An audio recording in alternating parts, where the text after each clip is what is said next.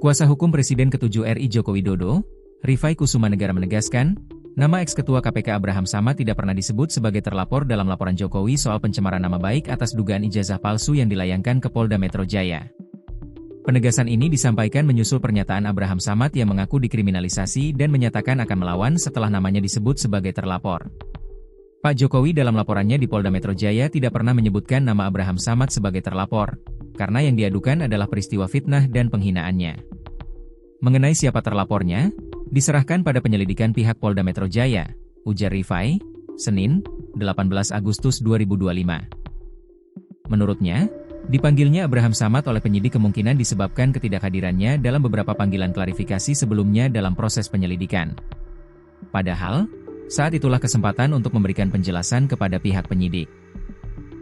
Pak Jokowi sendiri digugat berkali-kali, bahkan dilaporkan berkali-kali, termasuk di Bareskrim dan Polda DIY. Namun, beliau selalu hadir memenuhi panggilan penyidik, lanjutnya. Ia juga menyampaikan, sebagai mantan pimpinan lembaga penegak hukum dan juga seorang advokat, Abraham Samad diyakini memahami proses penyidikan. Oleh karena itu, tidak perlu ada kekhawatiran jika memang tidak memiliki unsur kesengajaan atau mens rea dalam pernyataannya sebagai pembawa acara dalam sebuah podcast. Sebagai mantan pimpinan KPK dan juga advokat tentunya beliau memahami betul lika-liku penyidikan, sehingga tidak perlu khawatir jika memang tidak memiliki mens rea saat menjadi host dalam podcastnya, ujar Rifai. Tudingan kriminalisasi. KS Ketua Komisi Pemberantasan Korupsi, KPK.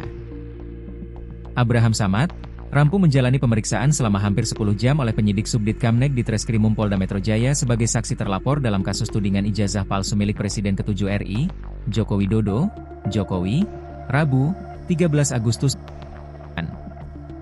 Berdasarkan pantauan wartakotalive.com, Abraham bersama tim kuasa hukum keluar dari gedung di Treskrimum Polda Metro Jaya, Jakarta Selatan, pukul 20 waktu Indonesia Barat. Kuasa hukum Abraham Samad, Daniel Winarta menyebut, kliennya mendapat 56 pertanyaan dari penyidik. Namun, ia menyayangkan beberapa hal dalam pemeriksaan kali ini. Ya pada intinya ada beberapa pertanyaan yang disampaikan berkaitan dengan kasus ijazah palsu dan juga sebetulnya berkaitan dengan banyak hal yang berkaitan dengan podcast ya. Namun kami menyayangkan beberapa hal, ujar Daniel, usai pemeriksaan, Rabu malam. Pertama, kebanyakan pertanyaan justru keluar dari kejadian ataupun waktu kejadian dan tempat kejadian yang sudah tertuliskan dalam surat panggilan, sambungnya. Sebagian besar pertanyaan justru keluar dari tempus dan locus delicti yang tercantum dalam surat panggilan, yakni tanggal 22 Januari 2025. Banyak pertanyaan tidak relevan dengan waktu dan tempat kejadian yang disebutkan. Daniel menduga, hal tersebut syarat dengan nuansa kriminalisasi dan berpotensi menjadi bentuk pengekangan terhadap kebebasan berekspresi di ruang digital. Abraham Samad pun menyampaikan hal senada, yang dinilainya banyak pertanyaan justru mengarah pada isi podcast yang ia buat, termasuk wawancaranya dengan sejumlah tokoh seperti Rai Suryo, Dr. Tifa, dan Rizal Fadila.